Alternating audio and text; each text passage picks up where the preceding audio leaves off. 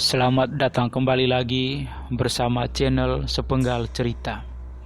Jangan lupa untuk dukung channel ini dengan cara subscribe, like, dan aktifkan lonceng notifikasi.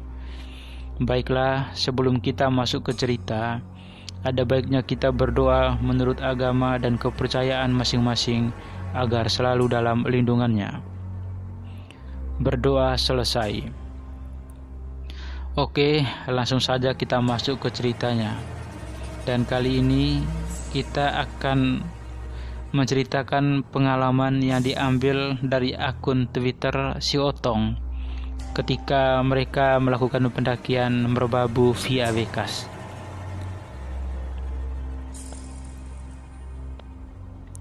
Kelunting suara nada pemberitahuan pesan masuk di WhatsApp. Setelah saya buka, ternyata dari grup pencinta alam, dan saya jadi salah satu anggota di situ. Ayo, malam satu suro, mau muncak kemana ini?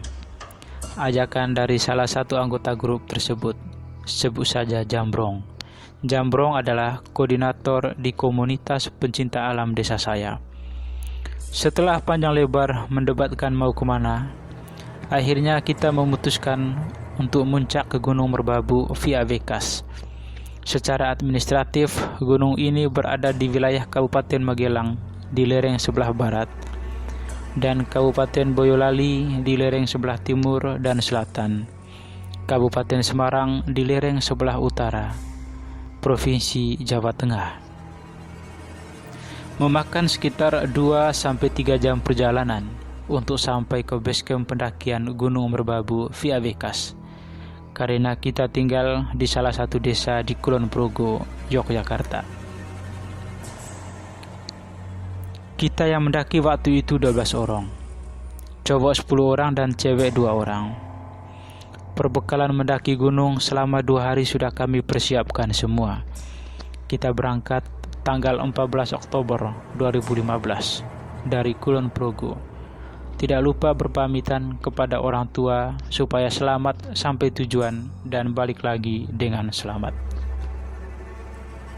Sesampainya di basecamp Bekas sekitar jam 17, kita istirahat sejenak, ngeteh anget sama pesan gorengan hangat.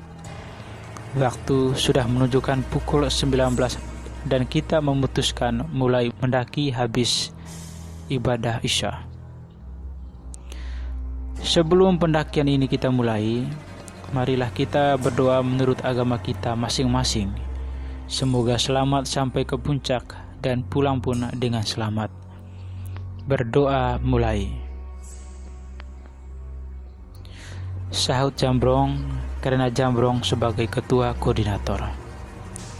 Jadi dia menjadi leader di pendakian ini, dan saya paling belakang sebagai penyapu atau sweeper. Di tengah perjalanan menuju pos 1, kita melewati makam. Entah makam siapa, mungkin makam salah satu leluhur di situ. Pas kita semua melewati makam, saya yang berada di paling belakang melihat ada bayangan hitam berdiri tegap menyerupai manusia di dekat makam tersebut.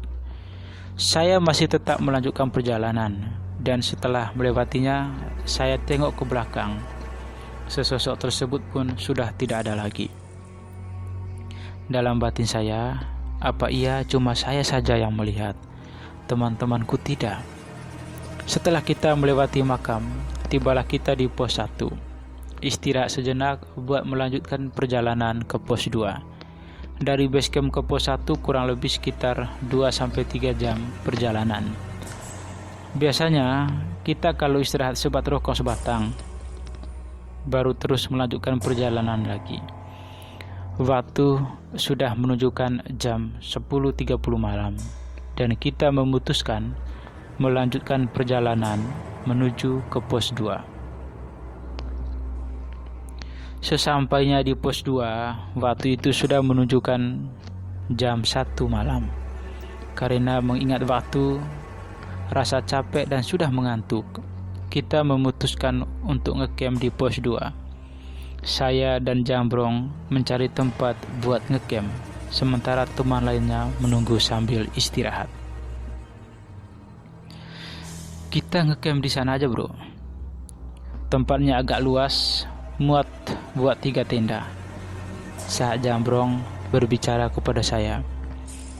Oke, aku jemput teman-teman dulu. Kamu tunggu di sini ya. Saya menjawab Jambrong. Setelah semua sudah sampai di tempat di mana kita mau mendirikan tenda, saya ambil tenda di tas gunung atau carrier saya. Saya minta bantuan Jambrong dan salah satu teman cewek buat mendirikan tenda. Pas di situ kita belum ngeh kalau ada sesosok yang membantu kita mendirikan tenda. Soalnya pas itu gelap, cuma bantuan sinar senter yang dipegang masing-masing orang. Setelah tenda sudah berdiri, sudah dipatok tiap sudutnya, biar kalau seumpama ada badai, tidak ambruk. Perlengkapan sudah dimasukkan di tenda. Saya dan Jambrong memutuskan untuk memasak air dan mie instan sambil bercerita. Salah satu teman kita yang beda tenda bertanya kepada kita, "Tadi siapa ya yang bantu pas kamu mendirikan tenda?" "Ya kamu toh, pas kita mindahin kan berempat. Aku, kamu, Jambrong, sama salah satu teman cewek tadi," jawab saya. "Mana ada, orang aku saja mendirikan tendaku. Ini juga barusan kelar," jawab teman kita tadi. Dalam hati, aku bertanya-tanya, lah terus siapa yang bantu geserkan tenda tadi?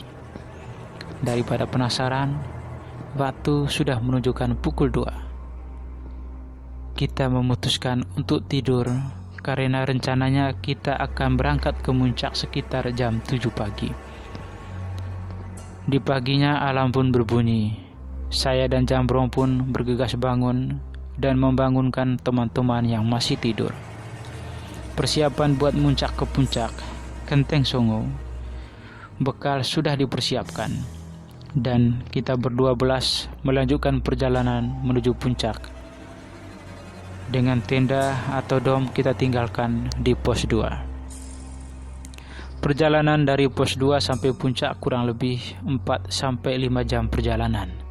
Di sepanjang perjalanan menuju puncak, kita dilihatkan dengan padang rumput yang habis kebakaran. Dan akhirnya kita tiba di puncak sekitar jam 1 siang. Sampai puncak, saya pun sujud syukur atas semua perjalanan yang begitu penuh dengan perjuangan dan pemandangan yang sangat indah. Sekitar 1 jam kita di puncak, kita semua memutuskan untuk turun ke pos 2, berkemas dan turun ke base camp. Sampai di base camp sekitar jam 19 WIB. Saya dan teman-teman pulang ke Kulon Progo jam 8 dari base camp. Dan masing-masing penasaran siapa yang membantu menggeserkan tenda semalam. Selang beberapa hari kita pun berkumpul lagi. Sebagaimana pertemuan biasa kita lakukan bersama kelompok pencinta alam di desaku. Bercerita tentang pendakian kemarin, saya pun bertanya ke semua yang ikut mendaki, apakah ada orang yang ikut membantu waktu itu. Jambrong dan salah satu teman cewek tadi, dan saya sendiri saat mendirikan tenda. Tapi saya melihat dengan mata kepala saya sendiri bahwa ada orang yang ikut menjunjung dan menggeser tenda pas camp di pos 2. Ternyata tidak ada satupun di antara teman-teman kami yang mengakui sebagai salah satu di antara selain kami yang bertiga. Sekian, terima kasih.